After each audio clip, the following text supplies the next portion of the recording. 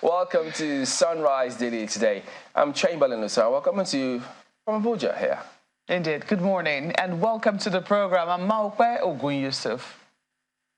It's good to be here. Good morning and welcome to Sunrise Daily. I am Bukola Koka. Don't know the kind of weather you woke up with, but on our side here in Lagos, it's cool. Good morning. It's the 23rd day in the month of May. It's a Tuesday morning. Welcome to the program. I'm Ayo Makinde. Well, yes, indeed. We hope it will end up being a very cool week. And the following, we'd like to wish it will go on. Maybe the one after the following one. Yeah. Chamberlain, there are many things that make the weather cool. But I think he was... a day cool. Yeah. But I think he was referring specifically to the weather. And I think that was all around the country. Yeah, so I internalized I'm assuming, because it also rained here overnight in Abuja. So I internalized it in my own way, which everybody's got a right to, isn't it? So you can build a castle in your mindset, translate it into your day, and keep going on. It doesn't matter what, the environment feels like. You never know, really. Just do what you have to do and get a move on. And as a matter of fact, I think yesterday, so that launch raised a lot of expectations.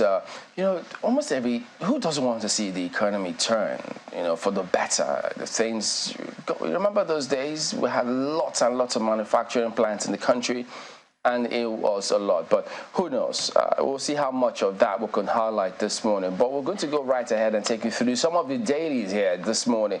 So they expectedly focus on the event that transpired yesterday. We will as well today here. But take a look at Vanguard, for instance.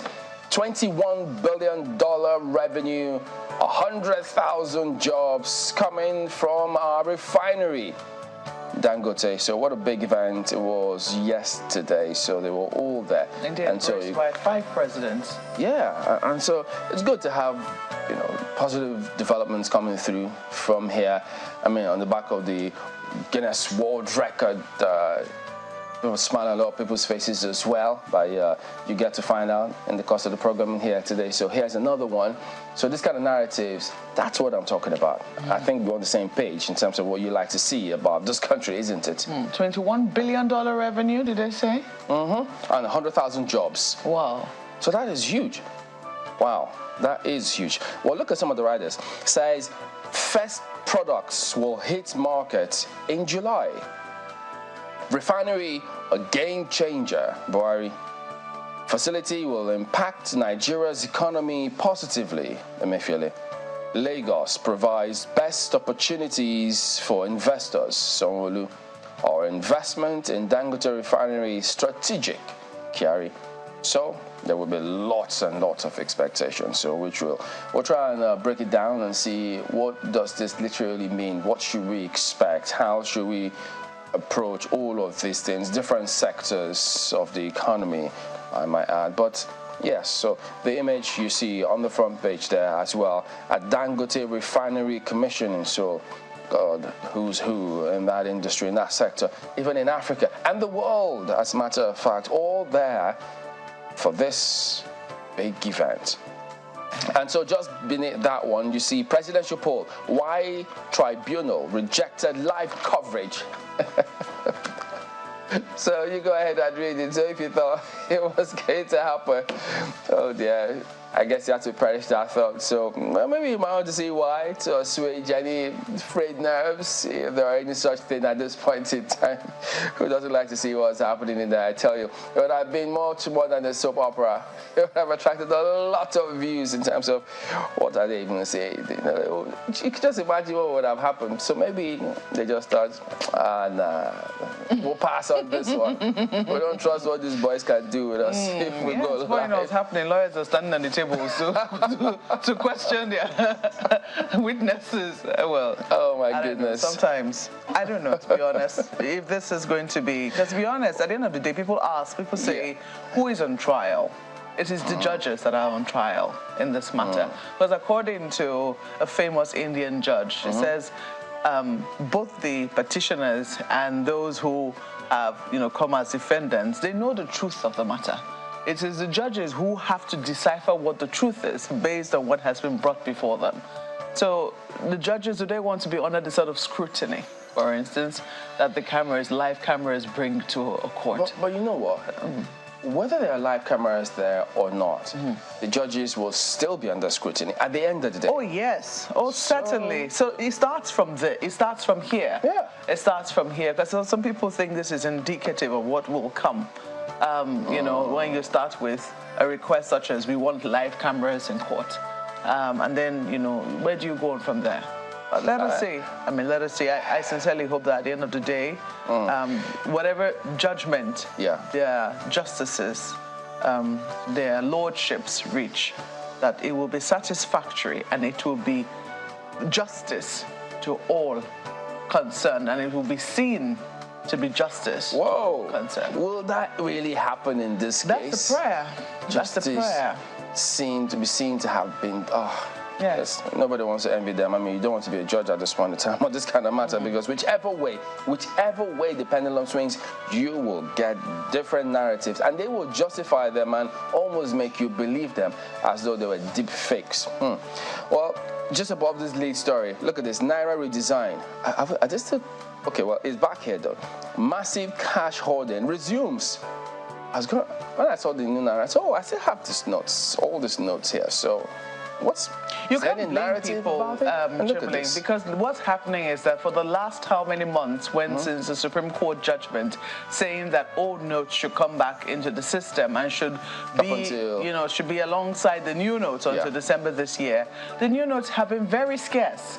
The old notes are prevalent. Yes, the old notes are more prevalent. In fact, if you see brand new mint, mint as we collect brand new mint, pardon my tautology, but if you see them, you know that oftentimes what you see are the old notes. So what people have started doing is that when they see the new notes, they keep them. They don't spend them because nobody knows what will happen at the end of this year.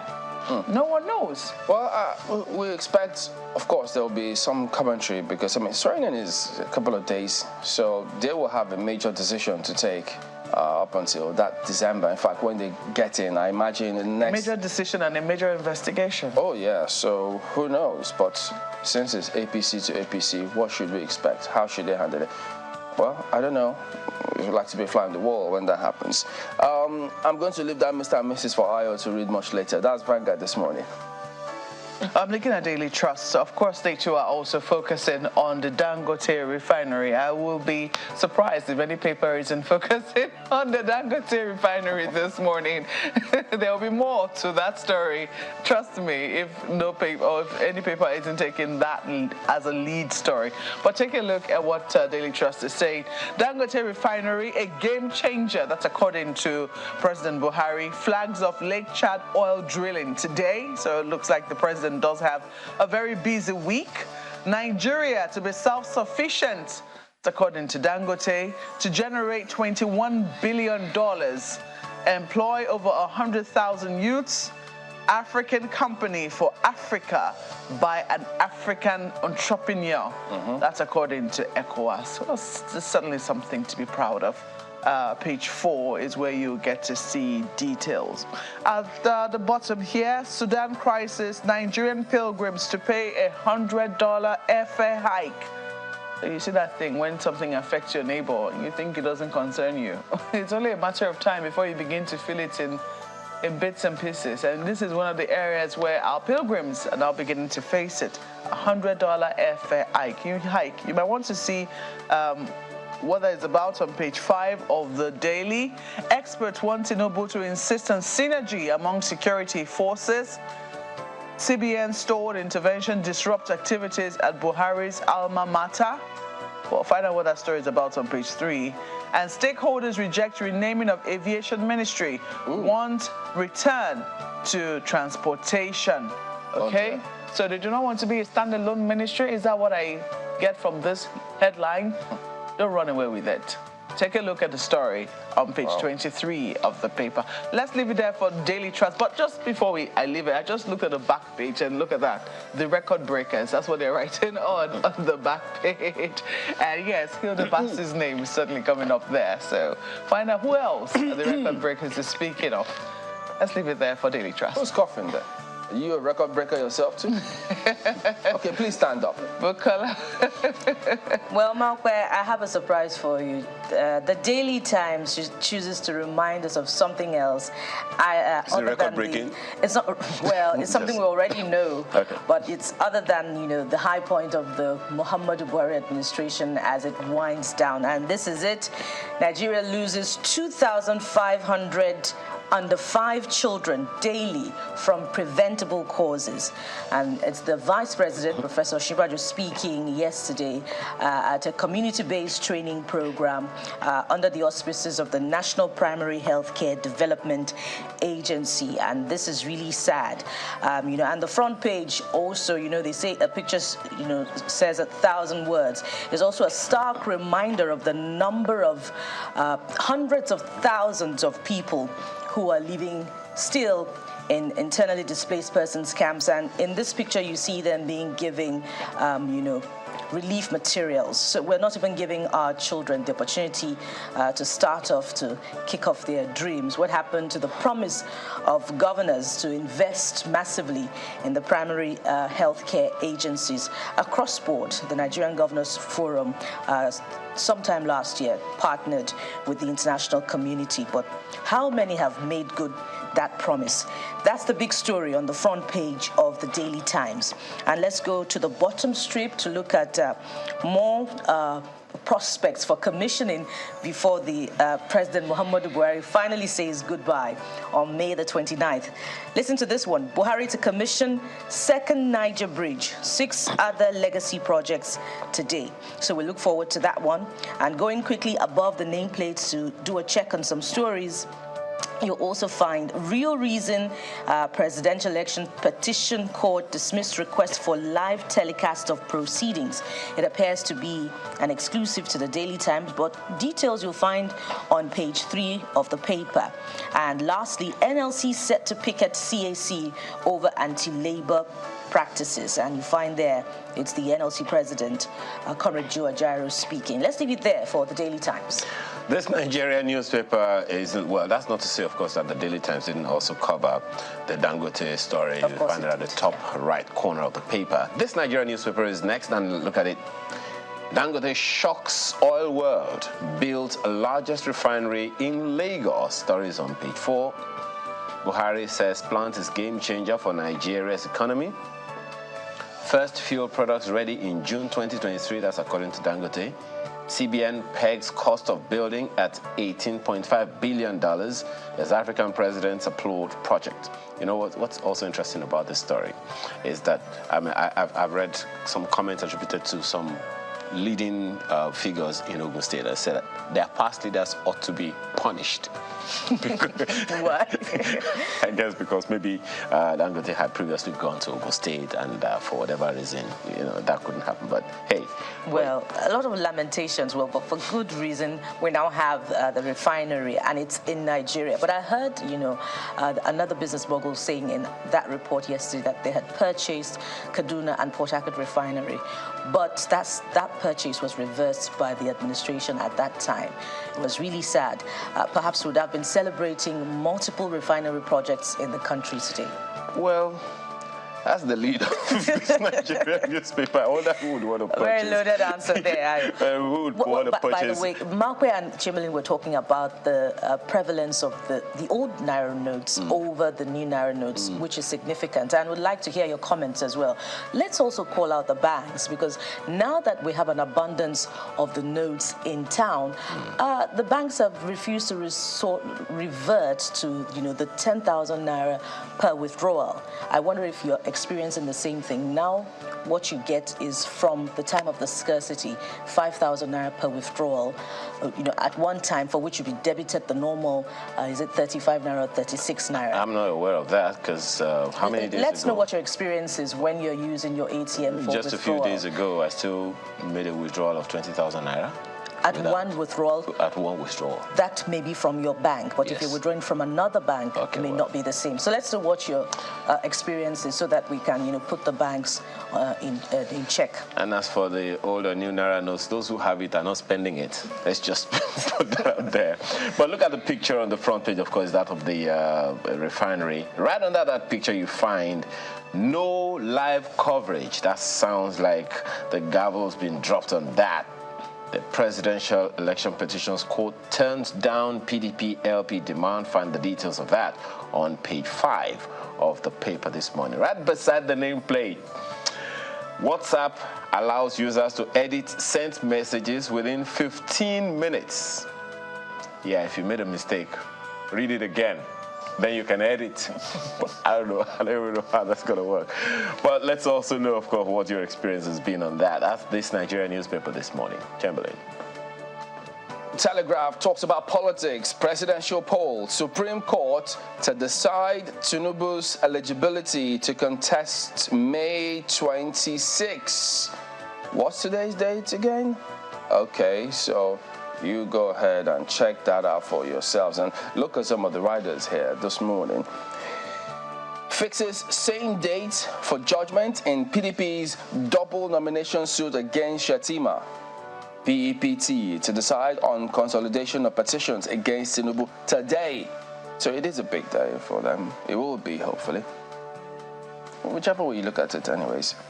Rejects request for live coverage of proceedings 8 p.m. to call 2 witnesses against Tinubu.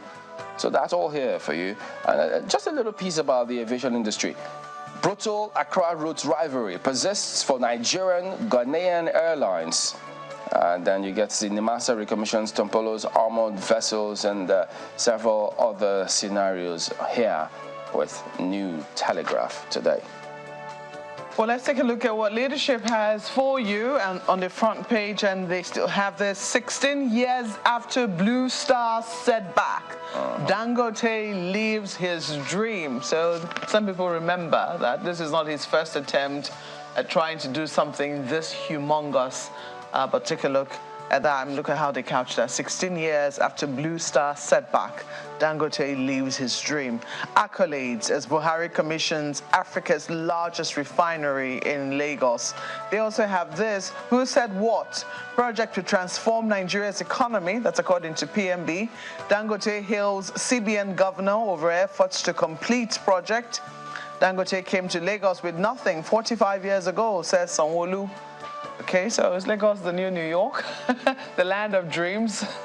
I don't know. Make of it what you will. $23.3 billion spent to import petroleum products in 2022. So the CBN governor there put in matters in context for us and just how this should be saving the country the much needed forex. You also see a number of stories. There's 6 days to go. I belong to everyone and I belong to nobody. Veteran State House reporters recall memorable inauguration moments of presidents. Okay, so page 7 is where you get to see it. At the bottom there, fan order. Private jet owners yet to move aircraft from Abuja Airport. And they have something for the children. Ayo, you've been doing a Children's Day countdown. Well, perhaps you're not the only one. Children's Day, leadership presents logo competition today. So we'll see how that eventually goes. I know that 2 years ago or so, they were the only paper that did something special for children. They had the whole paper dedicated to children. There was a whole children's edition, colorful pages, and most of the articles were written by children. So it'll be interesting to see if there'll be a repeat feat of that this year. Maybe we should also be thinking about something in that. We'll have a mini Chamberlain and a mini Mount. Who knows? Yeah, I think the mini Chamberlains will look very good. Whichever way they come, so male or female, yes, they will be awesome. Indeed, indeed. Oh, well, let's leave it there for leadership newspapers. And flip to the Nigerian Tribune this morning. A mini market would look so good on the other side of the divide. I'm looking forward to that on May the 27th. But take a look at the Nigerian Tribune this morning. Refinery's first product to hit market end of July. That's ascribed to the man himself, Dangote. And of course, that answers the question on the minds of everyone. How soon will that product that everyone needs be in the market, and will it reduce that perennial scarcity that Nigerians have become used to, especially from the beginning of 2022 throughout much of 2022? So will it solve that problem? And of course, will it significantly affect the pump price of the product? Of course, we'll be asking that question on the program for you this morning, and we hope to get favorable answers. We just have to keep hoping. Take a look at the riders. Buhari inaugurates refinery, calls it game changer for Nigeria's economy. Projects to generate 12,000 megawatts of electricity, of course, providing more insight. And that particular detail is ascribed to the CBN governor, and we'll find all of the dignitaries, alongside Mr. President at the commissioning yesterday. That's the big picture on the front page of the Nigerian Tribune. And just to quickly look at the bottom strip before we go above, Supreme Court to deliver judgment in PDP suit against Tinubu Shetima Friday. So, our fingers are crossed, but not prayerfully, like the parties in the suit. But in case you're interested, you'll find details on page 15. Presidential election petition court refuses Atiku Obi's request for live broadcast of proceedings, and Tinubu, APC, others kick against consolidating petitions. Above the nameplate, there's still a follow-up on the speakership and Senate presidency race, and this is how it's captioned. 10th NAS speakership, over 150 opposition reps elect meet, defer to governors' party leaders. What happened to the majority and the minority, Ayo? I am not in the house, in case you haven't observed. But you're a journalist. And lastly, this is a sad one.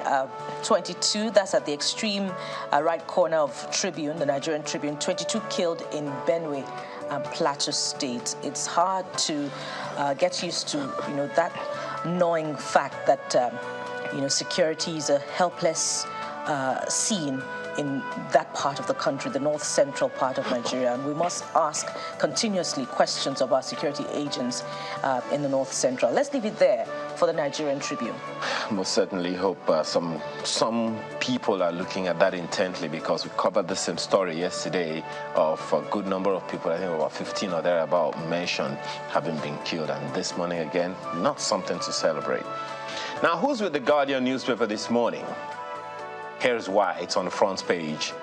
Telcos' rising revenues, profits fail to reflect in quality of services. Story is on page 6. So, are you with the Guardian newspaper this morning on this? You may want to check the details on page 6 just to be sure whether or not you are. That's, of course, not remonstrating the fact that the $18.5 billion Dangote refinery story is also right there on the front page to release first product in August. And a number of other stories you find there. PC dismisses. It's interesting the way different papers catch it. Rejects, fails. Yeah. But this one, the Guardian is saying PPC dismisses Atiku Obi's request for live telecast of proceedings. I think it'll be good for Nigerians not just to look at the headlines, because it usually connotes one thing or the other in the minds of people, but read the story to know why, not just take the headlines. Well, of course, we have our lawyers to decode the semantics for us. Well, dismiss, reject, exactly. kick, throw out. So that's it. Of course, relief for travelers as Buhari commissions second Niger bridge today. Quite a busy last few days in office for the president and his entourage. Well, the Guardian newspaper draws the curtain on a look at the papers this morning. And when we return after this break, it's time to take on the issues as they come. Just stay with us.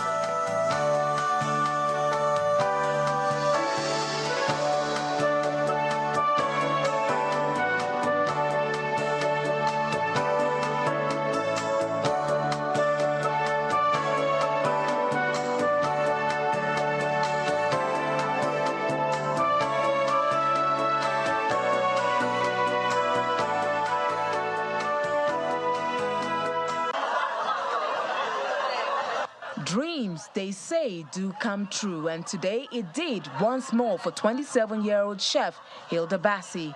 Her many years' ambition of writing a name in the sands of time becomes a reality as she breaks the Guinness World Record for longest cooking by an individual. Today is the fourth day and the atmosphere is carnival-like with people from all walks of life turning up to cheer Hilda to victory.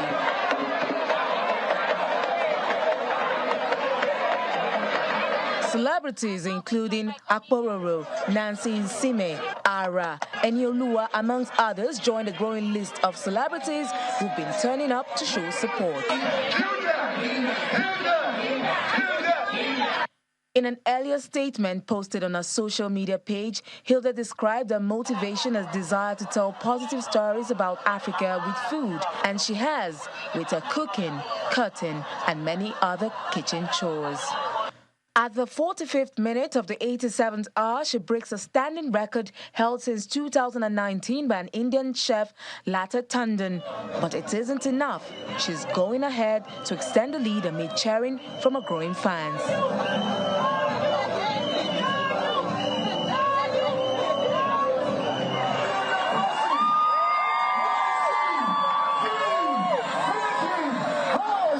Her quest to make history has generated so much buzz among Nigerians who are still rallying support for her, both on social media and at the venue of the Cookathon.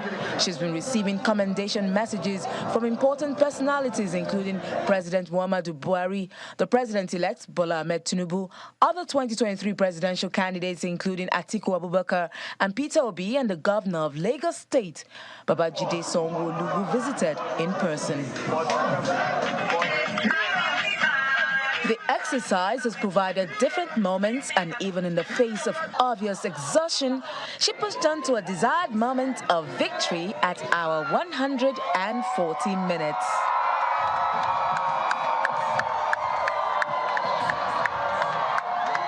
Being a Guinness World Record holder does not have any monetary benefits, but has some other benefits such as global recognition, including the Guinness World Record Certificate, which is accepted around the world.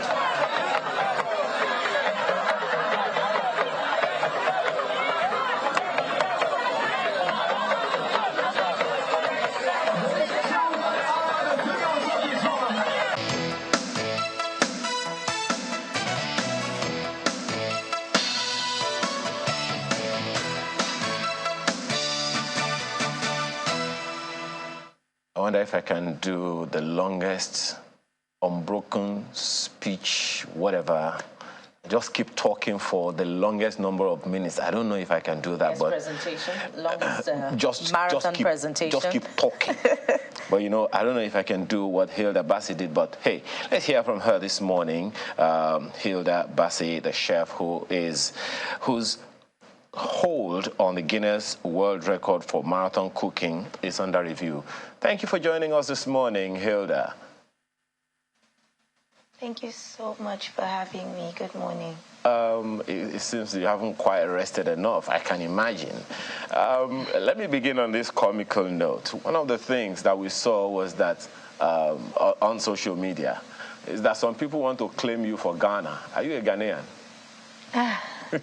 No, I'm not. I'm a Nigerian from Akwa Ibom State. Okay. Well, you definitely have been, getting a lot of comments and all of that from people. How has it been so far? The love has been very incredible, It's... In fact, I've been overwhelmed with love in a very good way. I didn't expect it to be this massive, but I'm very grateful, for the opportunity. Well, you have been an actress. You have done a number of other things. You run a restaurant, from what we understand. But why have you decided to settle for being a chef as opposed to being an actress and other things that you're capable of doing? I wouldn't call being a chef or a restaurant owner settling. Honestly, it's more, this is something that I've always done. It's something that I've always wanted to do. So even when I was a TV presenter, and that's not to say I'm no longer, a host, because I'm still very capable of doing those things. Is more, I chose to apply myself more here because, I needed to focus on this aspect of my life and the business aspect, to basically build a system. And even when I was on TV, what I did was host a cooking show and host a cooking segment on a breakfast show. So some way, somehow, even in the other aspects of, my career, cooking still pretty much shines out, the best. And I would say it's what God wants me to do, because the minute I started my business, the response to it was amazing. The response to it has been amazing, and that's just a testament to show that this is what I'm meant to do, and I love doing it. So for the most part, it doesn't feel like work.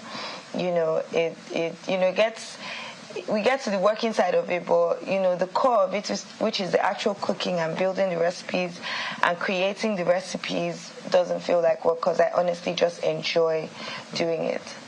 All right, okay. So what we understand from the Guinness World Records for now is that evidences are under review and all of those things, and Lata Tondon has also come out to say it's a long, tedious process that is just hanging there and all of that. Yes, it is. Well, you've said in previous conversations with people that you've prepared for about 5 years, and of course, in the build-up to the process itself, you needed to do some things. What are those things you needed to do to prepare for this attempt at the Guinness World Records?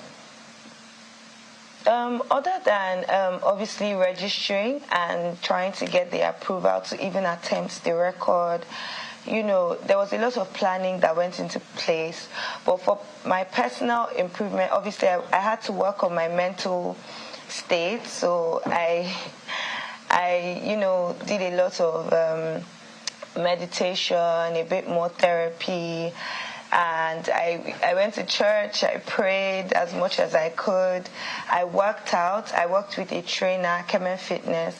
And, I did a lot of that to build like my, cardiovascular endurance and to build my core and, my calf strength as well. So physically I had to go through that process. I had to work on like what I ate, my diet, my sleep pattern, and, things like that. But in terms of like the process leading up to the actual event, there were a lot of that we had to do. We obviously had to film, announcement videos. We hosted quite a number of strategy sessions because we worked with, 2 PR agencies. We hosted a dry run. We hosted a number of culinary, strategy meetings to sort of organize what the back end was going to be. That's the prep kitchen, what the prep staff were going to be doing. So it took us about 6 months to plan, the actual event. It took us about 6 months to plan the actual event. Up to execution. It took about 1 year and 5 months from the point where I said this is actually going to happen, to work towards it and get on it. But the idea itself came to me 5 years ago. But then obviously I had to do a lot of personal work. The brand had to grow. I had to evolve as a person as well. So I had to also create a body of work. And that, I wouldn't say that was because, I wanted to do Guinness World Record. But again, I feel like to have gotten to this point where this dream was even feasible, a lot of things had to happen with me as a person. And I think God just put me on that journey, that led me to this point. I hope that answers your question. Well, sizably, if you don't mind me asking very quickly, you definitely spent a lot of money and not expecting money back from the Guinness World Records. Like, how much did it all come to? If you can hazard a guess. I can't give figures. I can just say that it was indeed a very, very, very expensive venture, especially doing it at that scale and at that size, it cost a lot of money. But I wouldn't give like specific figures. Well, perhaps you've begun to recoup your investment, because according to what we hear, you've begun to get endorsements and gifts here and there. Well, you will confirm that in the course of answering my own first question, which is, despite the preparation, congratulations, by the way, Hilda, despite the preparations, 100 hours is not a joke, standing for that long. I wonder if it was the preparation that you talked about that sustained you, or the amount of support from Nigerians who came out, who were standing just outside, you know, that kitchen set that we looked at, that helped you, you know, to hold on until you broke that record. Honestly, I would say it's the support. You know, because again, I think I've said this quite a number of times, that my body did fail me, and at a point I was pretty much standing on like God's grace and the support from, you know, Nigerians. That was pretty much what put me through or kept me through that whole time. There were days when the public would come and then they would pray with me and would have worship sessions.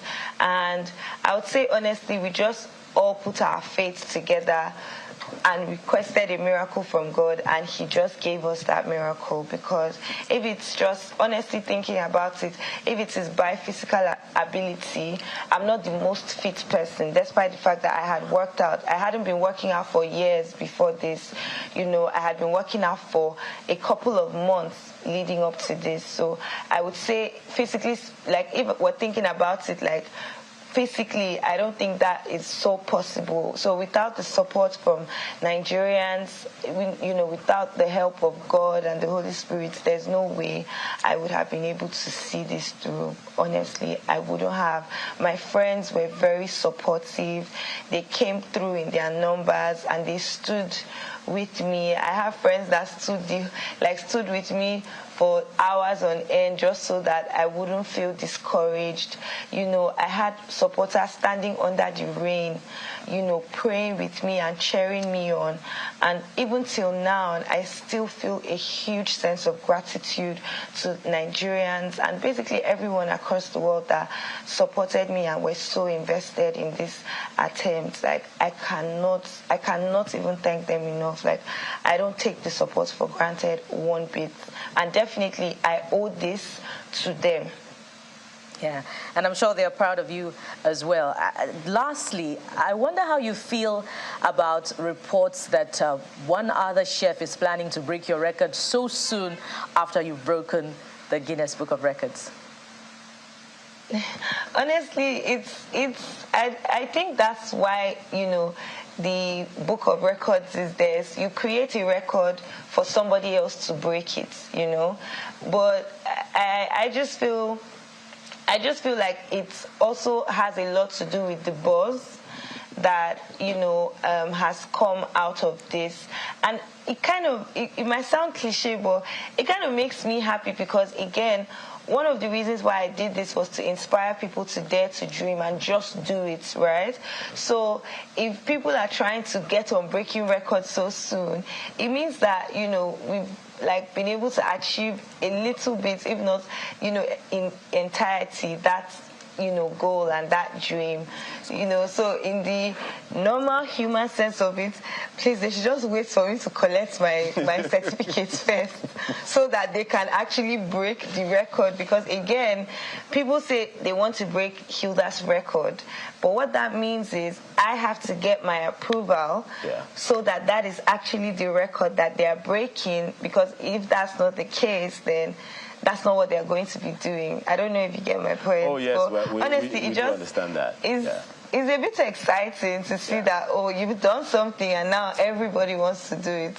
So I don't feel a type of way about it at all. I mean, I don't know what it cost you, but it definitely must have been a lot, not just in money, but in even your personal efforts and sacrifices. Honestly, even in pulling resources and pulling people together, it was a large team. It was a very, very large team. I can imagine. Well, just one very quick one in 10 seconds. What's next from Hilda Baci? Sure. Oh, a lot of things. So I'm working on expanding my restaurant. So we've opened up to, investors now. So we're basically taking, receiving offers from investors because we're trying to expand. I'm working on a couple tours and experiences just across different countries. Working on a cookware line as well. And again, like you rightly stated, a couple brands are coming on board and, trying to work together. So I'm pretty much making the decision on which brand to go with, which brand, best represents my values and things like that. So there are lots of things in the works. Honestly. Well, most certainly the world cannot wait to celebrate you, but for now we have to thank you and hope for the best. The governor of Lagos, I understand, says he's going to keep following up on your progress and see what, can be done by anyone and everyone to ensure that you get there. You have become a challenge for many 20-something-year-olds. Let's hope they take on the gauntlet as well. Hilda Baci, chef. Thank you. We can't call you an aspirant anymore. We can call you a Guinness World Record holder under review. Thank you for your time this morning. Thank you so much for having me. Okay. All right. If you haven't had breakfast, I guess that's a starter for you. More after this break. Stay with us.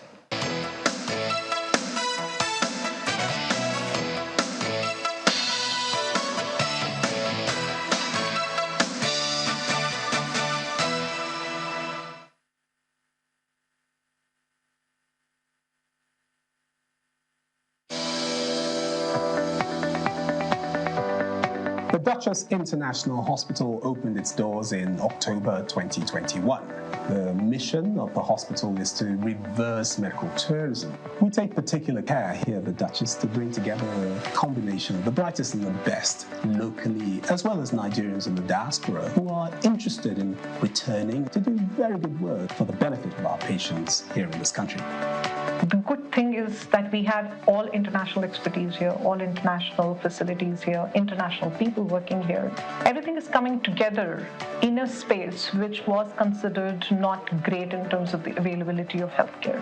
Access Bank, of course, has been able to provide us with a robust range of products and services that has enabled us to deliver that standard and quality of healthcare that is integral to our mission as an organization.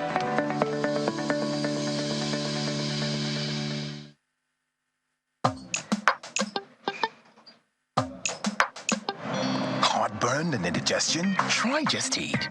My recommendation for the past 26 years, Just Eat. Reliable remedy for heartburn, indigestion, flatulence, and acidity.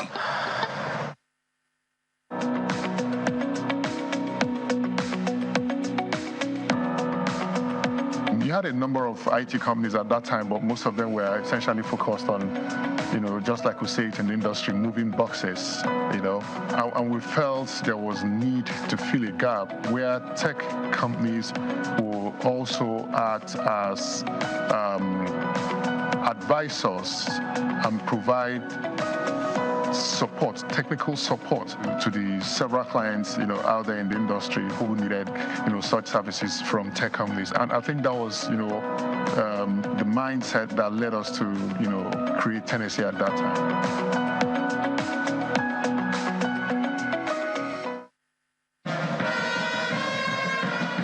Barring all fears, concerns, and sometimes criticisms, against all odds, Nigeria can now confidently tick the box of petroleum product sufficiency in country, courtesy the Dangote Petroleum Refinery and Petrochemicals.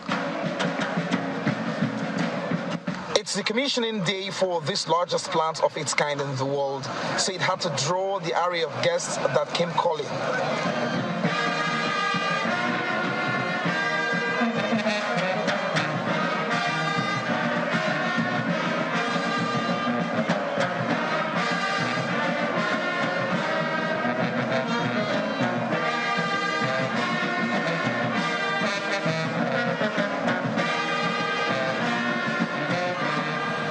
The president is here at this plant complex like he did last year, just as his arrival signals the beginning of proceedings.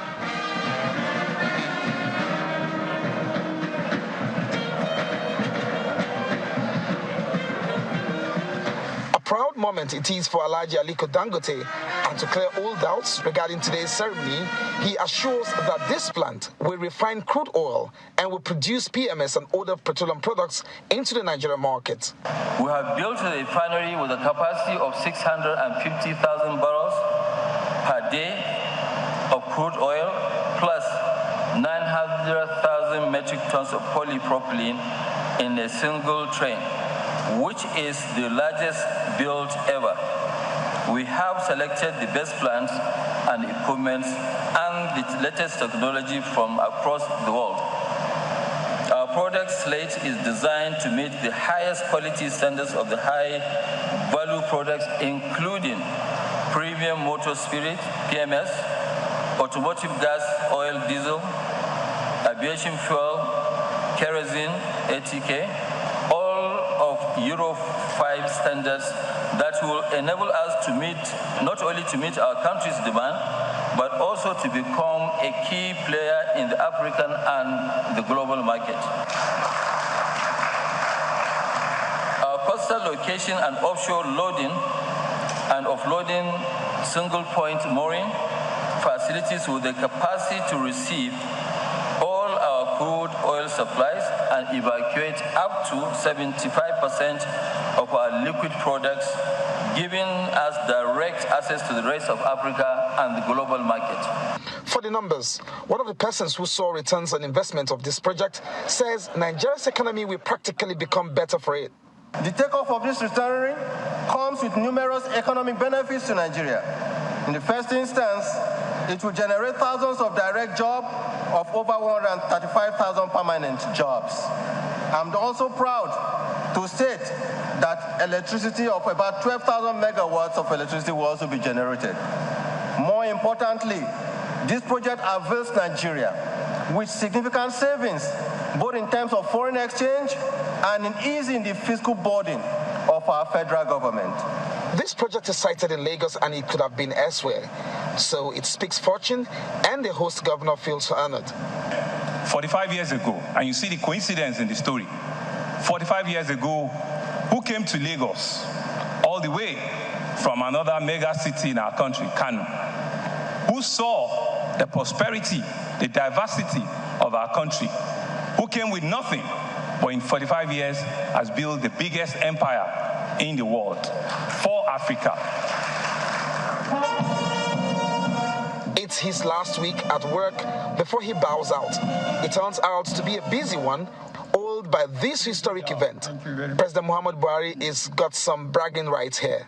I often sense a quiet expectation that our country is blessed with resources and human capacity to lead Africa's rise to economic prosperity and the attainment of Agenda 2063, the Africa we all want.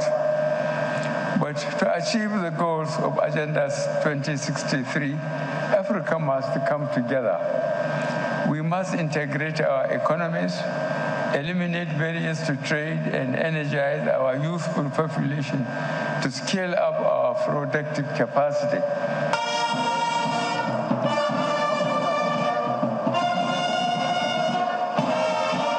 Adding his voice is the Vice President-elect, who is standing in for the President-elect. This should be an inspiration for whatever they hold there when work resumes.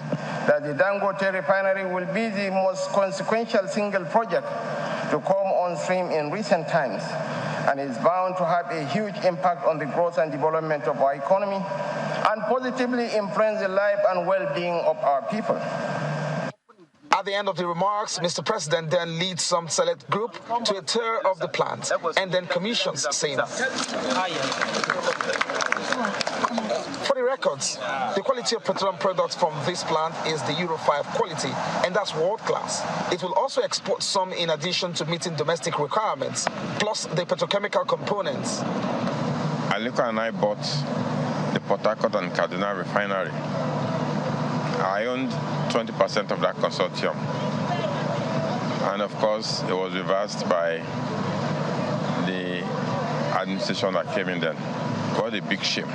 Big shame today. See what Aliko has done today. This, to me, is a lesson that government cannot run any business. And government should desist from trying to run a business. Delivered. It's not a very easy thing to pull. And even if you ask me, would I repeat something like this again? My answer would be no. It's clearly a game changer for the downstream oil and gas sector in Nigeria. Olu Phillips, Channels Television News.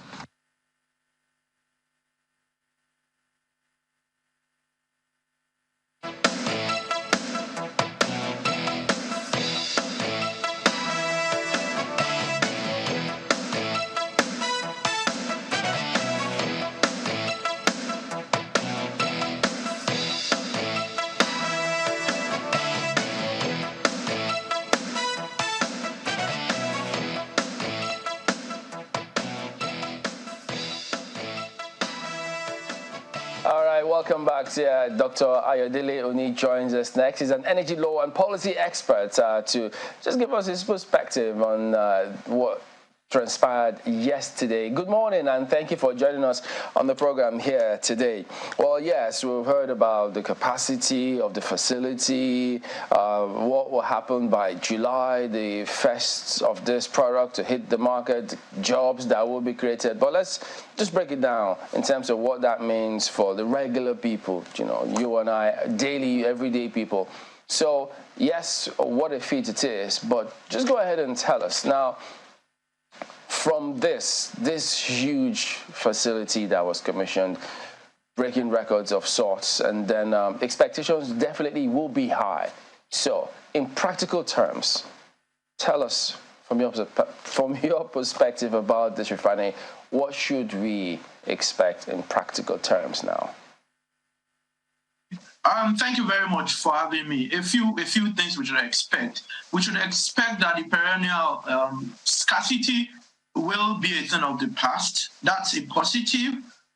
We should expect that prices will not drop substantially. We're not going to get cheap or free fuel. Recall that the CBN governor said he still owes at least $2.67 billion in loans. He needs to pay that back. Remember, it's in Forex. So it won't necessarily be, it won't be cheaper. So there are two things.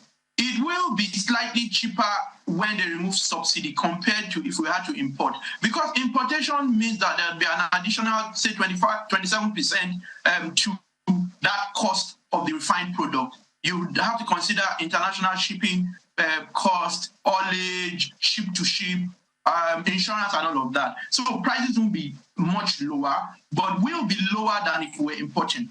Third, it means that you and I, there will be opportunity for jobs for the teeming populace. And recall that people say that an idle mind is the devil's workshop. So if you have more people getting employed directly and indirectly, then you may see the rate of crime drop around that area. Now, another thing that may be relevant is the rate at which the Naira drops. I'm not saying that it would solve that problem around the Naira, but because we will be spending less, and I'll give you some statistics. As of 2021, the CBN said that we're spending about 40% of our forex importing petroleum products. And as at Q4 2020, we spent 1.79 trillion. That's 1.790 trillion importing just PMS, which we call petrol, and diesel. You know, so imagine that that's retained here or paid to companies such as Dangote Refinery that also add value. That's another thing you need to take into consideration. So maybe there'll be some stability. Also, in terms of the multiplier effect, you begin to see people look at logistics business, real estate, particularly around the Aja axis. I mean, there are issues around environmental concerns that you shouldn't, and I understand that there's that international standard that 30 miles, which is about 48 kilometers from a commercial refinery, people shouldn't live there. because of issues around cancer and such other diseases. But outside of that radius, you'd find real estate, opportunity to invest in real estate. It may then mean that prices may go up, because remember that there'd be workers of that refinery looking for accommodation around there. So those are some of the immediate positives and some concerns I have. Okay, so we've heard several people, key people, say that Nigeria's economy defies certain policies, even logic sometimes. So for this one, yes, they've talked about 2 billion standard cubic feet of gas, 12,000 megawatts of electricity. Then you yourself have spoken about possible impact on the exchange rate and several other things, as good as they sound. But what kind of impact do you expect? Because when we hear these kind of narratives, automatically people think, okay, so does that mean that in time, if not this year or sooner rather than later, we should probably have uninterrupted power supply, and it will impact on all of those things? And so if it's here with us, it shouldn't be pricey. Are they realistic when they say that? No, they are not. Crude oil is an international commodity. You wouldn't be getting the crude for free. I understand that the NNPC does have own 20% equity in that business, but he wouldn't be getting that for free. You know, the NNPC, by virtue of section, I think 137, 6 or 7, subsection 6 or 7 of the PIA, is the supply of last resort. So from an energy security point of view, supply of petroleum products point of view, I'm not surprised that the NNPC took that stance. However, recall he has to pay staff. He's got operating costs, much of it in USD. So I don't expect cheap fuel. That's the truth.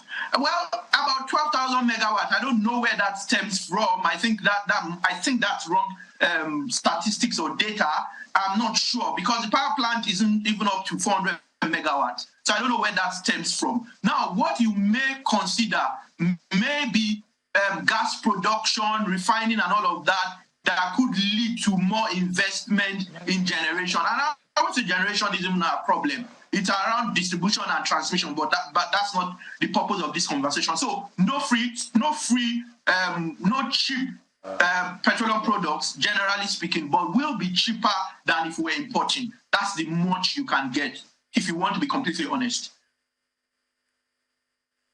Oh, well, let me quickly come in here. I do not know if you were able to listen to the report as compiled by our correspondent, Olu Phillips, who was also able to interview not just the business magnate himself, but also his friend, who is also a prolific businessman, Mr. Femi Otedola. And he spoke about how they were able to, they initially got, they bought some government-owned refineries initially, Kaduna and Port Harcourt, I think he mentioned, and then those sales were reversed. And he says, look, now, a few years down the line, this is what Aliko has done. And then he says that this should serve as a lesson to government that they have no business in business. First, I do not know if you agree with that statement, but then when you now listen to what Mr. Aliko Dangote himself said as to whether or not, you know, he would embark on such a project again, his answer will be no.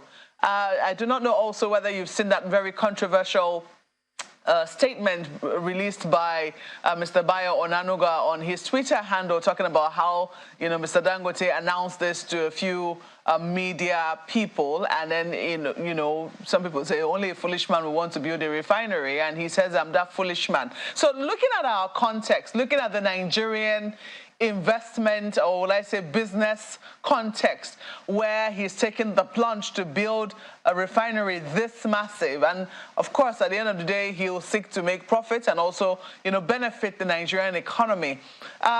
In your mind, how would you say, or would you say that it has been worth the effort that he made despite the environment not being the best in terms of making such an investment?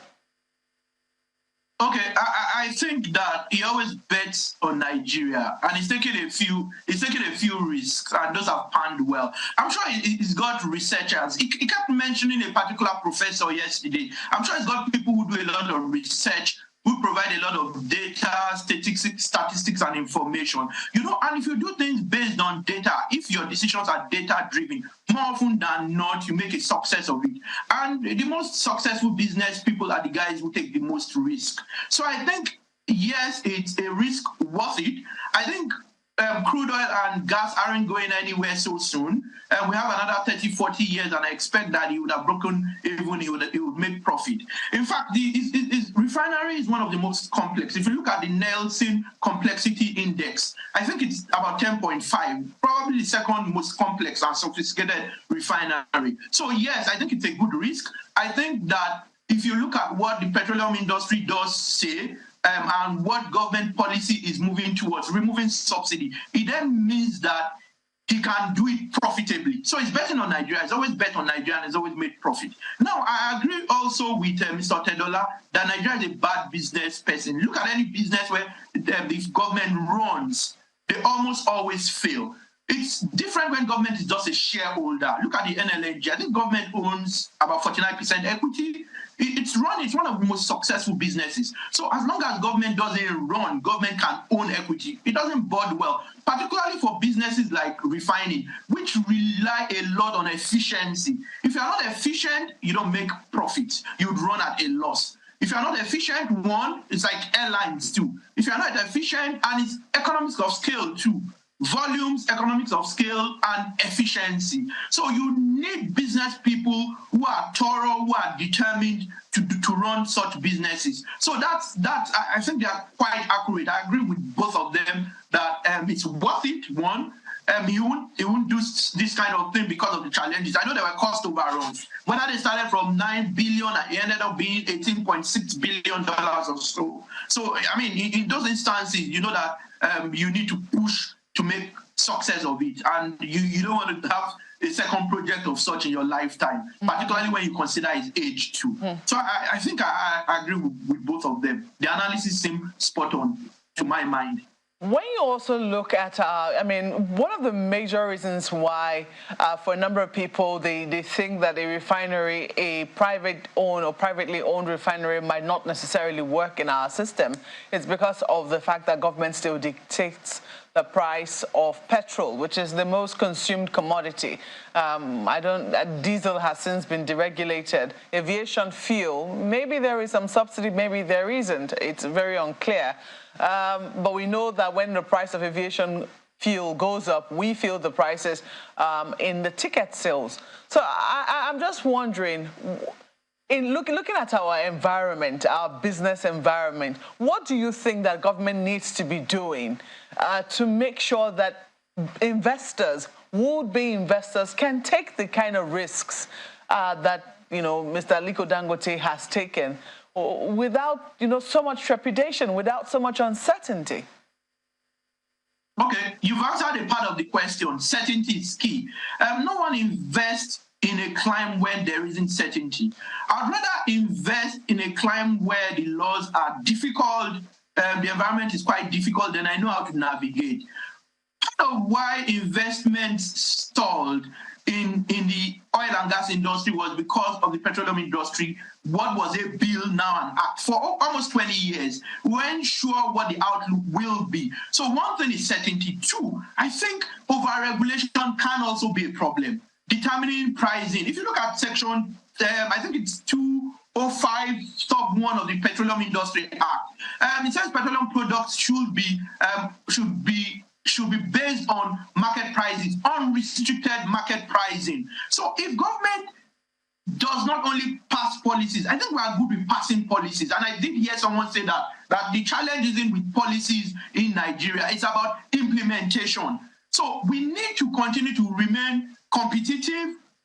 There's the Business Facilitation Act. So we pass good laws, good policies, but implementation needs to be strong. Now, one thing I say to business people, as you grow in business, you need to have political capital. I think he does have sufficient political capital and can throw his weight around to ensure that policies work for him. And I don't say that from a pessimistic point of view. I say from a positive point of view that as you grow as a businessman, you always need that political capital. And I know that the government will rally around him. So issues around subsidy, it's not that doing downstream business is a problem or it's not profitable, because they still do get subsidy payments. Anyway, the challenge is the corruption around it and whether those numbers or figures are correct. So even if government keeps subsidy, he will still make money because he would sell at a profit and government then will pay him the subsidy. And I think that what government will be paying in subsidy per liter will be lesser because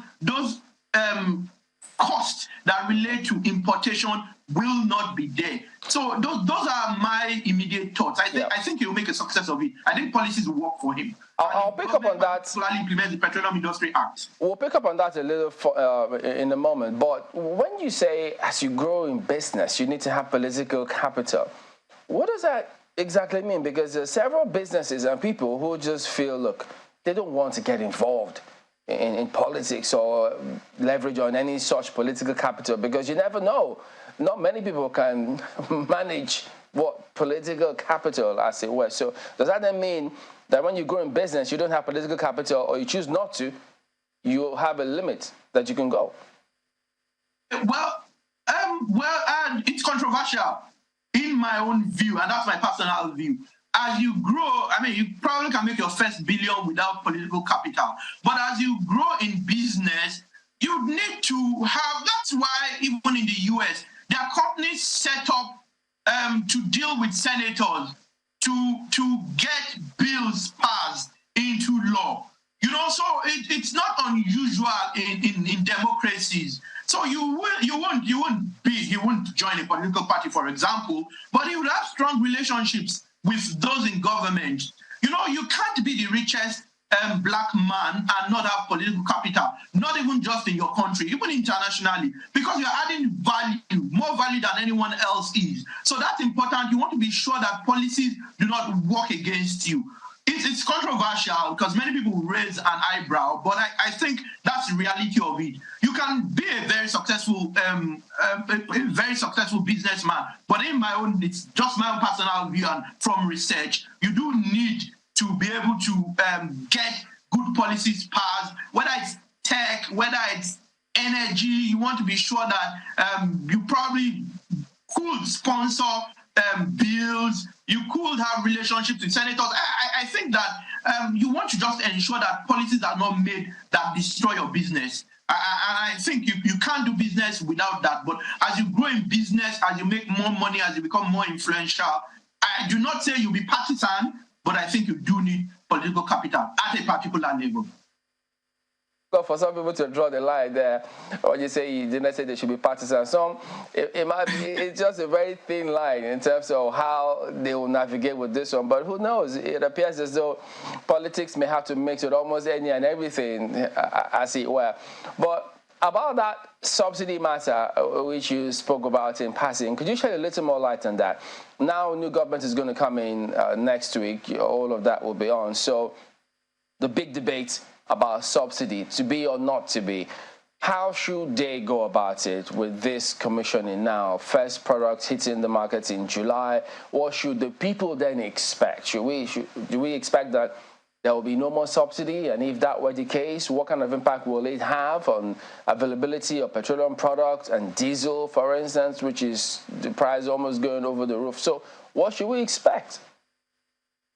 Okay, I think subsidy should be removed. But I don't think it should be removed at once. I think it should be removed in piecemeal. I think that more research needs to be done to be able to determine those things that make people buy fuel every day or a lot of fuel. And I've done a bit of research. I think three things need to be done. One of them has been done now. We need to be able to refine sufficiently. That removes about 27% of the cost and ultimate pricing. I think we need to have public power supply. Then you and I don't have to buy fuel every day. That cuts the quantity we'll buy, so that even if you remove subsidy and I buy less fuel, at the end of the day, much less fuel, at the end of the day, I don't spend as much. And thirdly, I think we should have other means of transportation.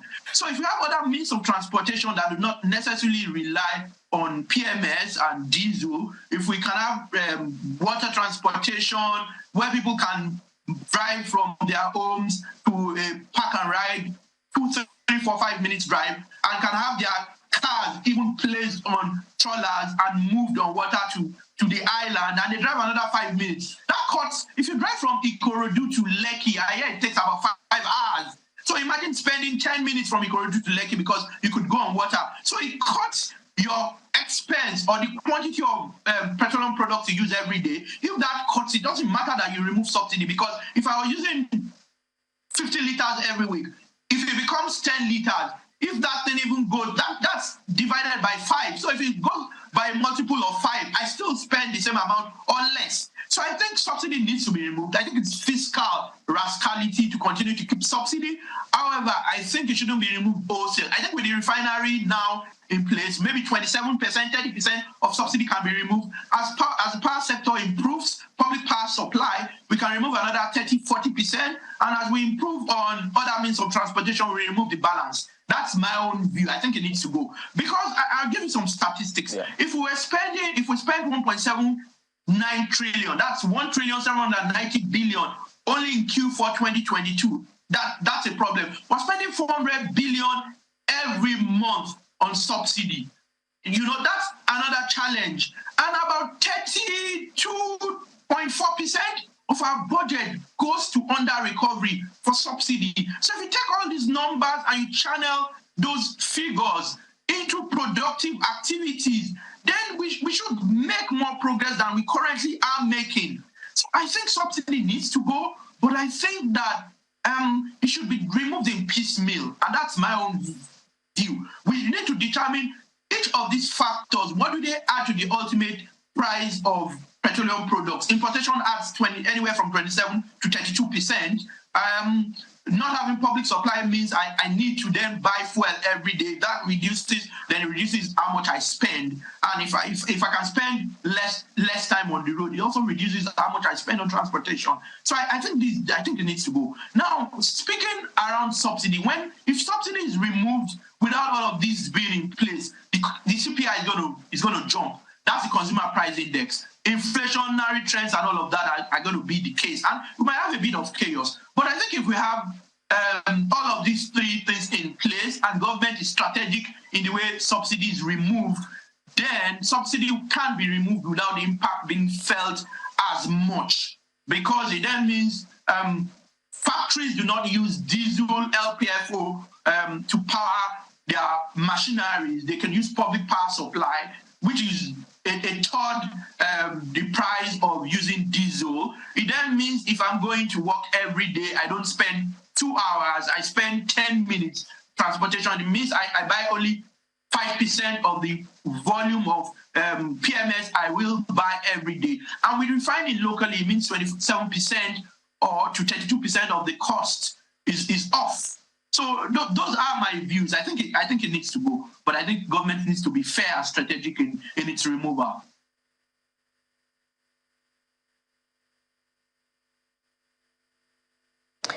All right, Ms. Oni, your analysis sure gives a lot of cause for optimism, to hope for a positive change in the near future. But let's get down to the specifics now. It is the expectation that the entry of this refinery will reduce importation and help the country generate savings.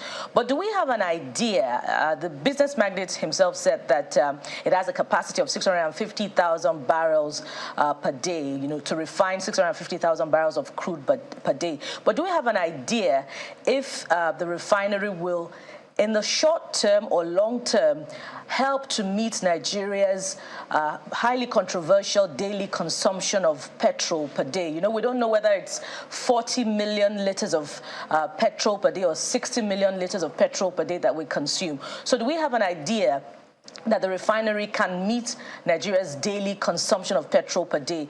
And can the refinery now help us, get to a place where we can get an accurate measure of the daily consumption of petrol per day that Nigeria consumes, perhaps in the short or long term? Okay, good questions. First, I think that you said it's controversial what that quantity is, but my own research suggests that it doesn't exceed about 40 million liters. And for every barrel, 43%, about 43% of the barrel of crude will produce, 43% of it will be PMS. And I think at 650,000 barrels per day, it will be about 103,350,000 liters.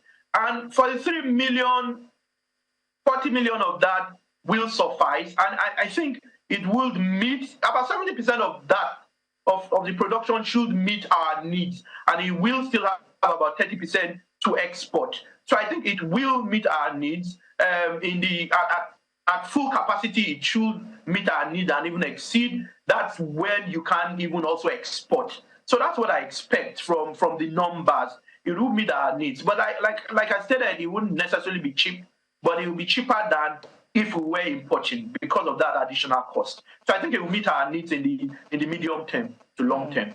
Well, I'm just wondering, if it meets our needs, why doesn't it bring down the price? But I'm just curious. To this next one, with this refinery, Dangote now enters, the list of Nigeria's patrons of its international crude.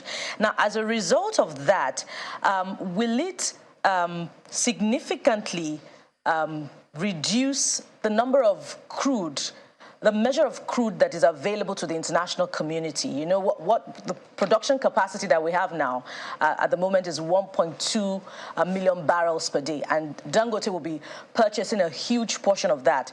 Does Nigeria have the capacity to increase its daily production of 1.2 million barrels per day such that it can still meet the needs of the international community? Oh yeah, good question. You'd have to first look at the policy of the incoming administration. I understand that they're looking to ramp up to about 2.6 million barrels. A few things need to be done. We need to continue to make Nigeria attractive. It's attractiveness. Once you leave geology, which we've got very fine geology, the next thing is attractiveness, ease of doing business, how many regulators you have to deal with, and that's why I say we have fine laws. There's the Business Facilitation Act, so that if you need to deal with many regulators, the main regulator will deal with the other regulators on your behalf. So once we can do this, more people would invest upstream. If you look at the PIA, there is about a 30% increase in private take. Your taxes, your fiscal dropped by 30%. That's why a number of people are converting from the Petroleum Act regime to the PIA. So I think if government sees through its policy, ensures that there's security and safety of infrastructure, we can increase. But what we currently do, if the Dangote refinery is taking 650,000 barrels and we do in excess of that, it means we still have some to sell. And remember, I always think it's more important to even sell finished products than crude. And I'll give you a scenario. If you sell crude, you probably will be selling a quantity for $1 billion. By the time it's refined, you'll be adding 20% or more value to it. So I'm even more concerned about us refining more and selling internationally than even the crude itself. Tony, so I think it won't be a problem. You just raised the issue that I was going to raise with you. Just to be clear, the name of that organization is not Dangote Refinery. The name of the organization is Dangote Refinery and Petrochemicals. Petrochemical. Now, we seem to be not to be giving enough attention to that part. Could you tell us, I mean, we know from information available between 100,000 and 130,000 jobs direct from the institution itself. Tell us the opportunities, the potential for micro, small, and medium enterprises, especially in the petrochemical sector. We hear, of course, a number of people have an idea of what petrochemicals can give us: soaps, furniture, plastics, you name it, and all of that. Can you give us a vague idea of the kind of potential we're looking at for micro, small, and medium enterprises in terms of jobs, direct or indirect, and other economic benefits that will come from the petrochemical sector of this project? Okay, that's very interesting. Recall I did say that in Q4 last year, 2022, we spent $1.790 trillion on importing finished products. We also about 34% of our budget also goes to not just petroleum products, also petrochemicals. So first, that reduces or eliminates such spend and keeps the money here, gives us the opportunity to be able to invest in technology. You see more people investing in logistics. You see more people investing in rendering services.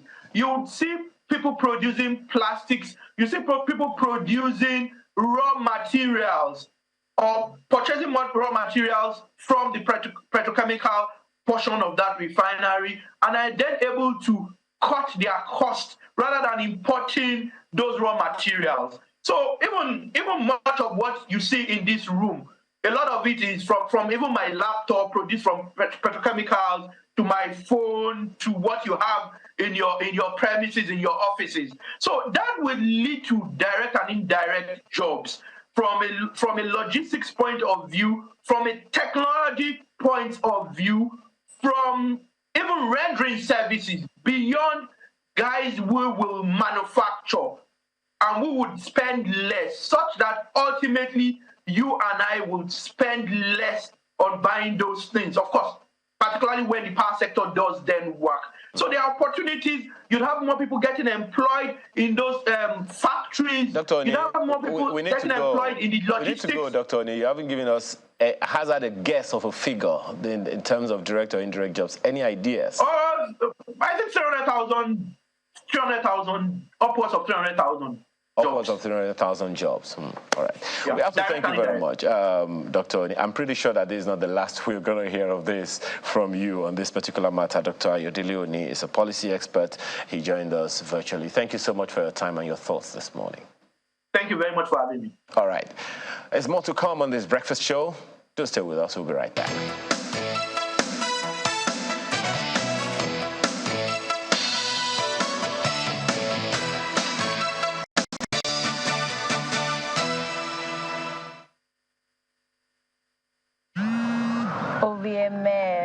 Oh, I wish you were here. I'm always with you. But it's not the same without you.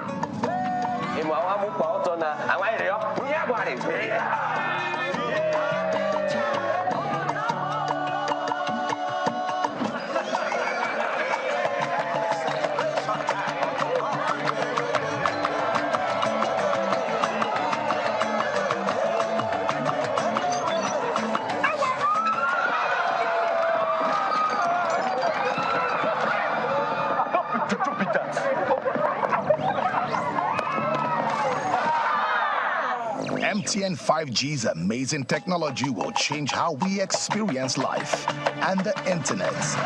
Get ready to encounter the incredible. And remember, no be juju, na MTN 5G.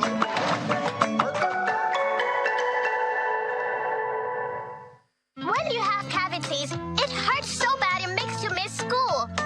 Even football. But we prevent cavities before they form with Colgate. Colgate locks calcium in. Keeps cavities out. My people, you know, say election don't finish now. You don't elect president, elect governor, National Assembly members, State of Assembly members. But matter see the tribunal. Well, we have to move forward. First of all, the person where you send go office, it be like say you send a message. Suppose they check upon him, suppose they call him. You suppose they ask him the money where I put for your hand. How you take the manager? Employment, opportunities where you promise me for manifesto. You go do them, I be you don't do them. Now here, budget's gonna make it simple for you. If you track government budget, how government takes spend money for your area from budget.org. You even fit track public projects, all the roads, the schools, the hospitals for your area, tracker.ng. You even fit on allocation for your state, for your local government, me.budget.org. Now, the matter in your hand. The person where you send go office, you supposed to make sure say they work for you. This message now from Budget.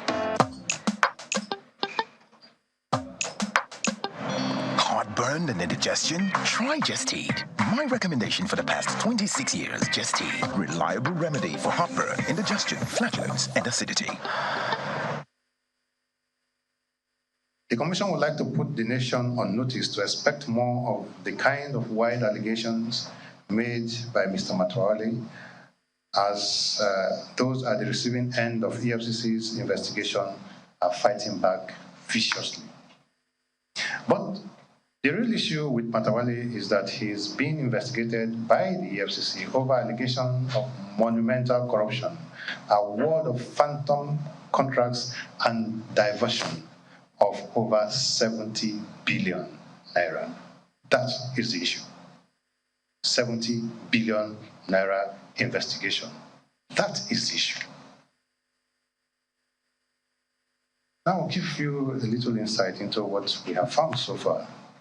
The money which was sourced as loan from an old generation bank, purportedly for the execution of projects across the local governments of the state, was allegedly diverted by the governor through proxies and contractors who received payments for contracts that were never executed.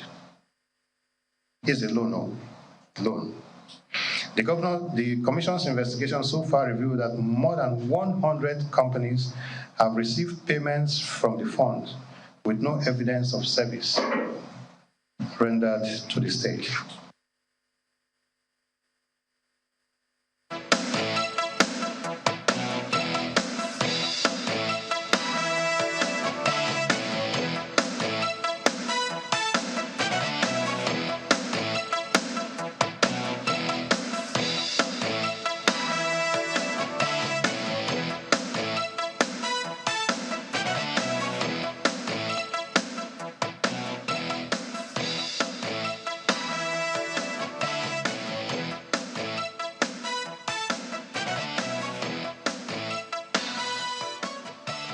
What is that face-off about? Well, the governor of Zamfara State, Bello Matawale, has accused the EFCC chairman, Abdul Rashid Bawa, of demanding $2 million bribe from him and subsequently asked him to resign as chair of the commission. Of course, the chairman of the EFCC flatly denies the allegations, challenging him to petition appropriate quarters if, as he said, he had evidences. So, let's have a conversation around this with Malaki Ugumadu, who is former president, Committee for Defense of Human Rights.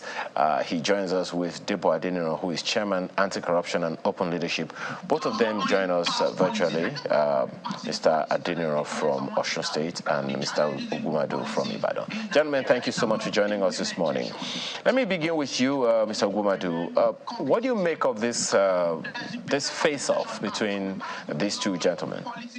Implementation needs to be strong. Well, now, first of all, thank you for the opportunity to be here and to intervene. You need to have... Go ahead, we can hear you.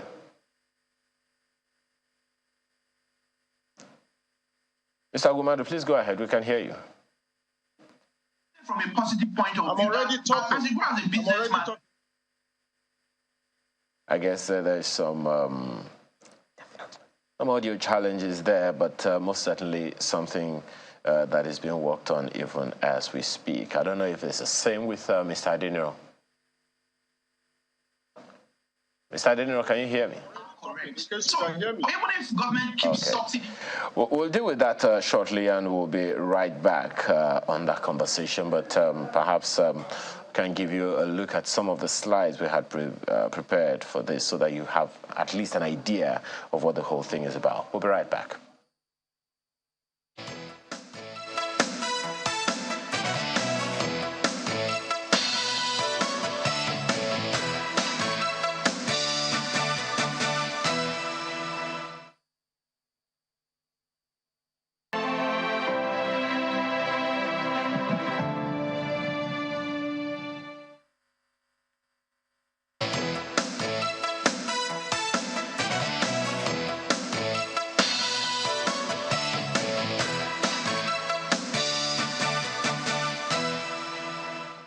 Let's give this another shot, shall we? Mr. Debo Adeniran, Chairman, Anti-Corruption and Open Leadership. Would you like to have a first go at this? Let's hear you. What was your take when you heard about this back and forth between the two gentlemen?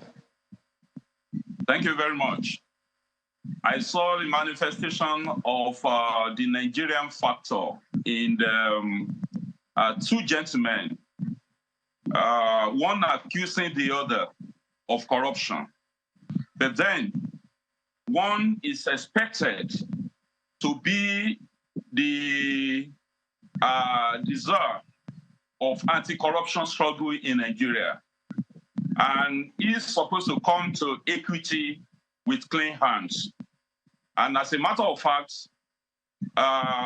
we were not surprised when Governor Matawale came up with the allegation against the chairman of the EFCC, because since 2021, when he was about to be confirmed as the chairman of EFCC, the Center for Anti-Corruption and Open Leadership, CACOR, wrote to the president.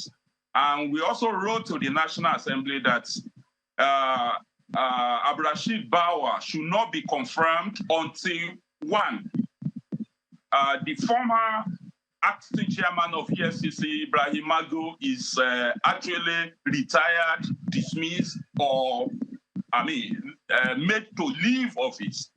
Two, that when he was head of operations in Port Harcourt, he was accused of selling about 244 trucks at a giveaway prices of 100 naira, 1,000 naira each, even when those trucks worth about 20 to 30 million naira each.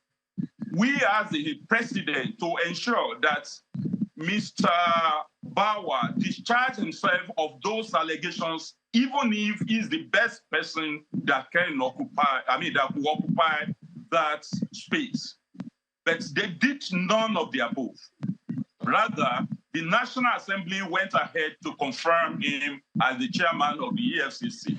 Okay, just one second, Mr. Adeniran, because we have little time and quite a lot to say. But let me see if we can take Mr. Malaki Ugumadu now, who is former president of CDHR. Mr. Ugumadu, please go ahead. Your first take on this issue. Well, thank you, Mr. Kayode, and good morning to viewers. My take, it came across as it was reminiscent of the trajectory we have had in this country, in the effort of Nigeria as a state to fight against corruption in this country.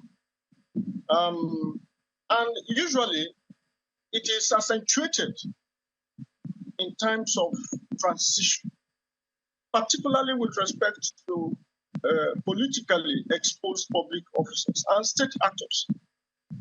Now, for me, that reinforces the inherent contradiction that I see in thinking that a state agency can indeed effectively fight corruption in an atmosphere, political atmosphere, in which government itself is seen as the most corrupt agency. But that's a debate for another day. However, you see, it does not stop at allegations at this stage. It is bad enough that where an individual, however highly placed, is called out or notified to be under investigation, the response, usually, to the amazement of those discerning eyes, is not to categorically deny, but to begin to point fingers in the first instance at other people, and then on the person who is chasing him or her. Well, Mr. Ogumadu, just a quick one, because as I said to Mr. Adeniran, we really don't have so much time on this, but just a quick one on that, which you have just said. The governor of Zamfara State is a sitting governor, and going by the rule of law, I don't know what you would say of the position of the EFCC at this time. Well, yes, he is not under investigation yet as the governor, but I mean, to begin the process now while he is still in office, do you think is anything in line with or against the rule of law? So let me, since we don't have time, let me quickly address that. Section 308 of the Constitution of the Federal Republic of Nigeria, as amended, is what vests immunity on sitting executive officers in this country: president, vice president, governors, deputy governors. That does not preclude investigation. What the law, what the Constitution insists on is that they cannot be arrested, brought to court, or prosecuted with respect to offenses. That cannot stop them from investigating. The case of Ganifa establishes that up to Supreme Court. That said, under Section 15, subsection 5 of the Constitution, and I'm speaking about the fundamental objectives and directive principle of state policy, it insists that the Nigerian state shall deliberately fight corruption and abuse of public office.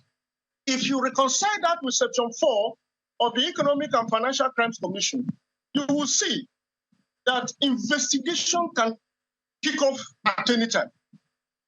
In this particular case, I'm not sure we are talking about more than a week before they will all be divested of the immunities that they enjoy. But before the time runs out of me, my pain is, what do we want as a nation? Indeed, a very instructive question there. What do we want as a nation? And we hope that, you know, the new executives will reflect on that question. Let me come to you, Mr. Adeniro. You know, details from the explanation provided by the EFCC suggest that more than 100 companies received payments, you know, from the fund, 70 billion naira, with no evidence of the jobs on the ground. I wonder what we know about what the public procurement process, how it works at the state level. Well, this is subject to confirmation, you know, prosecution and a verdict by a competent court of law. But what do we know of the public procurement process at the subnational level? And should we begin to, as a result of this now, turn our searchlight on the procurement process at the state levels and see if there can be a review to ensure that this does not reoccur? Well, thank you very much. We have really not established the fact that the allegations by the chairman of EFCC against the governor of Zamfara State is actually true or false. But then the procurement process should always be followed. And the reason why the process is not followed at different levels of government, at different MDAs, is because there hadn't been any disciplinary actions taken against those who circumvent that process in the past. The procurement office needs to be informed, and suppliers of goods or services will be asked to submit their quotations, and from this quotation, the quotations will be streamlined, you know, to about 3 options. Then the bid, if it is contracts, I mean, the bids will be open in the open glare of the media, some civil society organizations, some agencies of government, to be sure that it is open and transparent, and the best bid will be paid. Okay? Yeah. And if these other people are to witness, to serve as witnesses to the quantity, quality, and capacity of the supplier of goods and services. If this were done, then we will have all the necessary tools to track and follow up with the project. we will be able to... It sounds a lot to me like you're already lining up assignments for the National Assembly as they come in, the 10th National Assembly, because the first salvo you threw, initially about not following the due process duly would sound like something that needs to be taken a lot more seriously than we've had it. I guess we just have to wait on and see how these events pan out between the two gentlemen. But for now, we have to thank you so much for your time this morning. Debo Adeniro is Chairman, Anti-Corruption and Open Leadership. He joined us from Osun State, as well as Malaki Ugumadu, who is former President, Committee for Defense of Human Rights, CDHR. He joined us from Ibadan, both of them virtually. Thank you, gentlemen, for your time this morning. My pleasure. Yeah. One quick time out. We have the last lap coming up right now. Stay with us.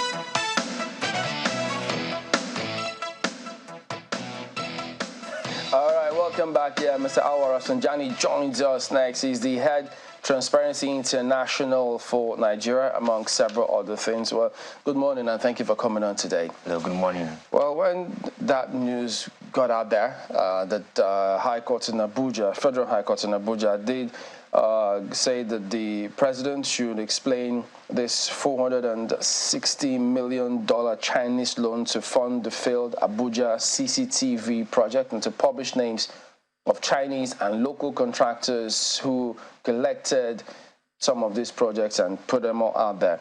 Several questions come to mind. Well, so how is this going to happen? He's going to be on his way out. So does it? Well, they say government is a continuum, and this suggests questions about transparency in all of this. So, how do you internalize this kind of scenario, for instance? Thank you very much. Civil society have been clamoring for effective implementation of public procurement law in this country. Unfortunately, Nigerian government under Muhammadu Buhari says they want to fight corruption. And fighting corruption without dealing with public procurement, public procurement is not really fighting corruption. So we were concerned that this large chunk of money could not be accounted for. And some people have fingered even the #1 citizen. And that is why we have always cautioned that certain things should not be done directly by the #1 citizen, the president.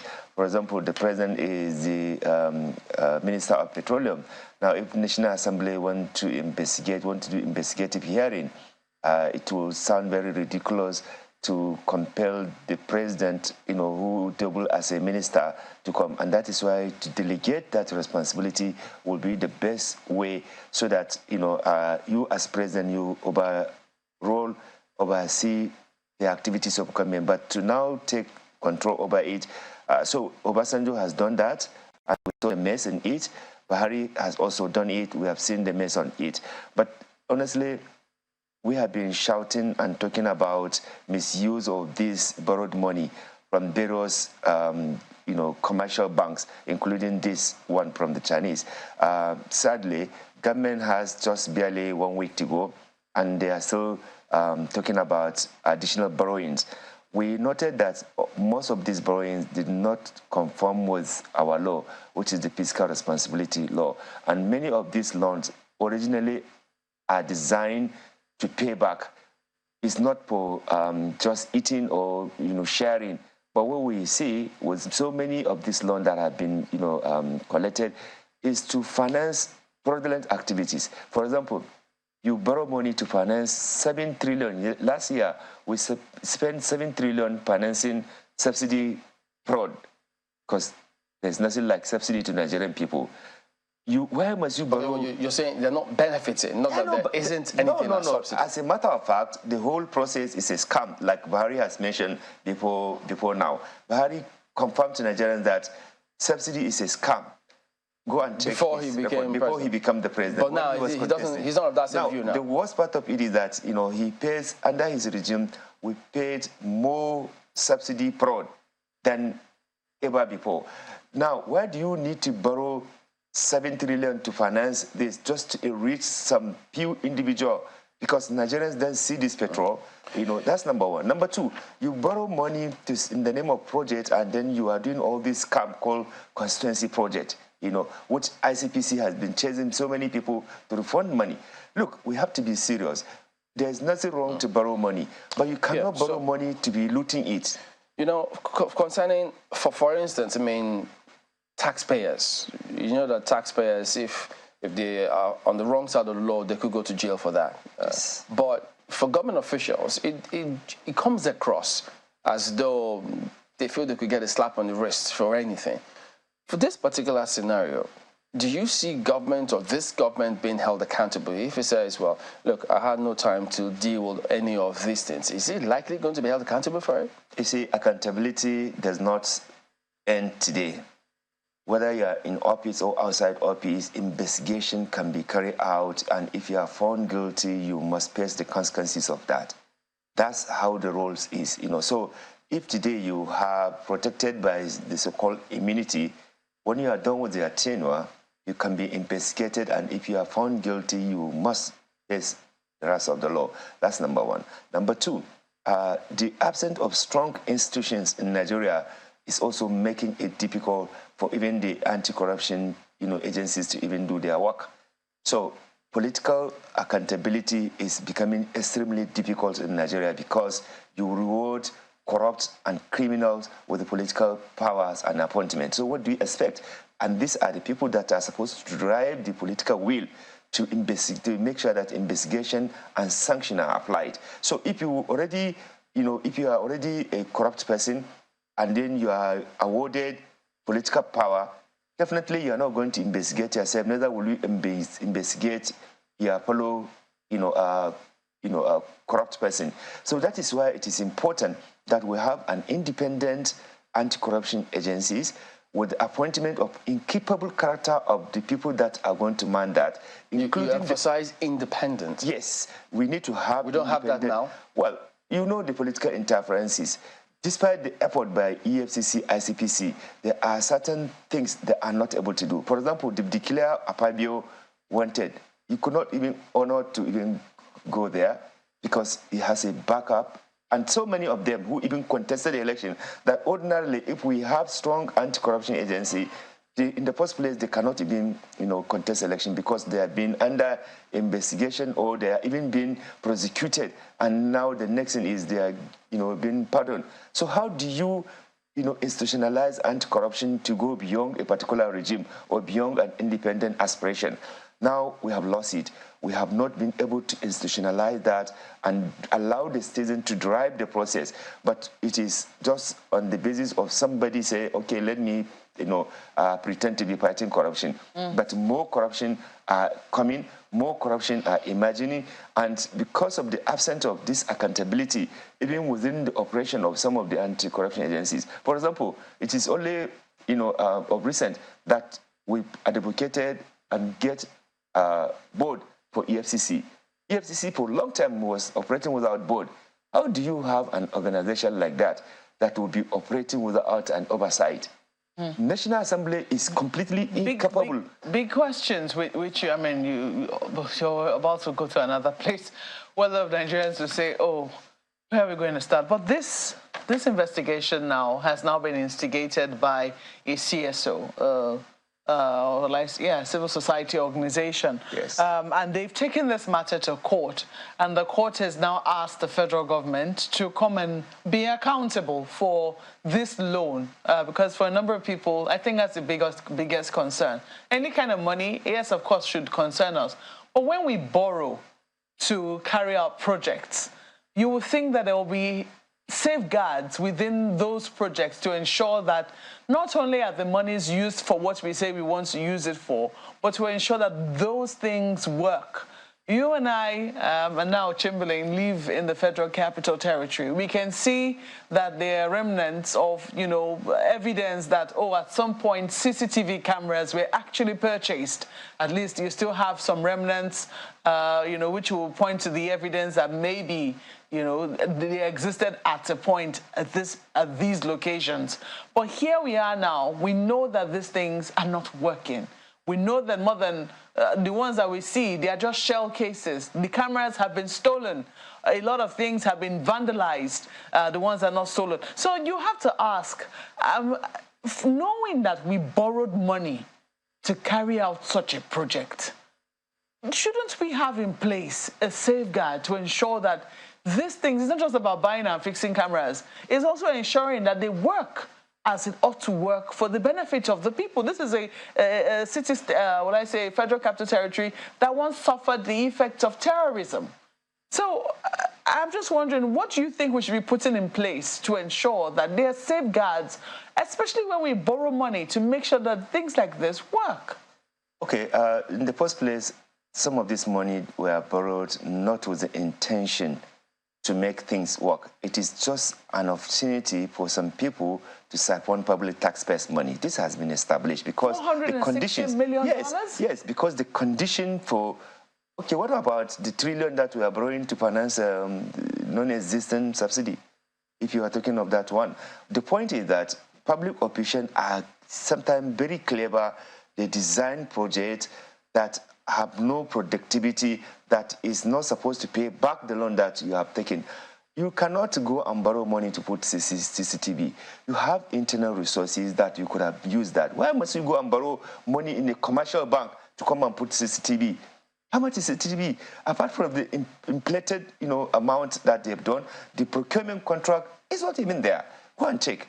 So it is just opportunity for people in government, sadly, to use their position, to use the word borrow, to go and borrow money in the name of the nation, and at the end of the day, what you see is merely nothing. In fact, in the case of CCTV, you will have seen that maybe some of it have been put, but there are some instances where you cannot simply see the value of the money that have been, used in the name of this borrowing. So the issue is that government must be responsible.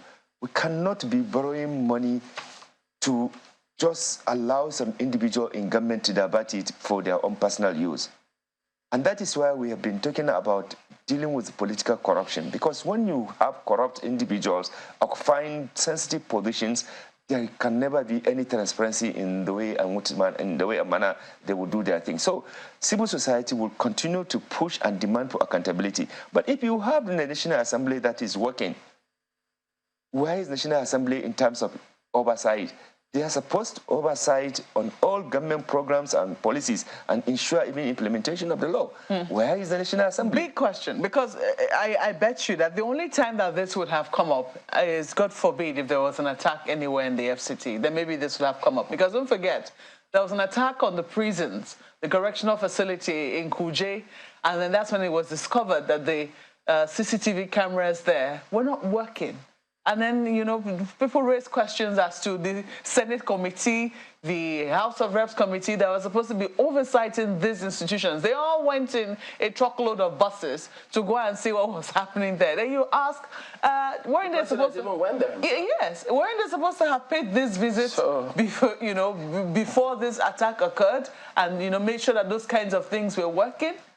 Well, this is the reason why we have been advocating for, strengthening our institutions. Like I said, if you have compliance on public procurement, you would have detected that the specification that even they brought is not up to standard. We travel all over the world. We see CCTV working. In fact, this is not really supposed to be even an issue, because this is for the safety and protection of the people. A city where the president is seated, Indeed. National Assembly, all the government institutions are, and you do not have the required security. Look, virtually everywhere you go within the 6-area council, there are a lot of serious security challenge. So where is even the minister? Many people don't even remember there's any minister in Abuja. So the truth of the matter is that you have a public official who are not prepared to provide leadership, and they are now in leadership position, and simply because everyone thinks that it is his time or her time to chop, and at the expense of the masses suffering. Well, unfortunately, we're out of time on this one. Our Musarraf Sinjani, Executive Director, Civil Society Legislative Advocacy Center, is also the head, Transparency International Nigeria, and Chair, Board of Trustees, Amnesty International. Thank you for coming on this morning. Thank you very much. Well, don't mean to dump it anybody this morning, but that is the show today. We do thank you all for watching. We'll see you again tomorrow. I'm Chamberlain, so goodbye. Thank you for watching. I'm Maokwe Ogun Yusuf. Have a lovely day. And from Lagos, thank you so much for being a part of our day, and thank you for allowing us to share your morning with you. I am Bukola Koka. Well, Children's Day is just right ahead, and inauguration will follow sometime. I'm Aya Makinde. Have a wonderful rest of your day.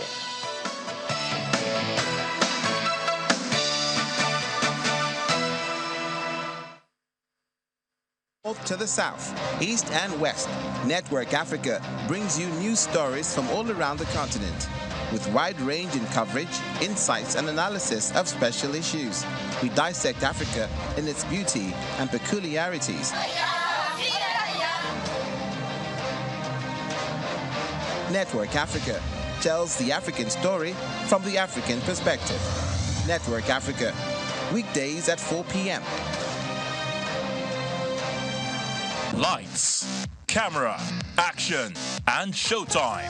This is a big win for my generation of Africans all over the world. You don't need no other body. I want you to listen to me well. The movies and the Brigitte thing was the love of man. Some amazing talent in Nigeria who were born, raised, they never left, they're there. Shawty want a million dollar. Watch entertainment news on Channels Television at these times.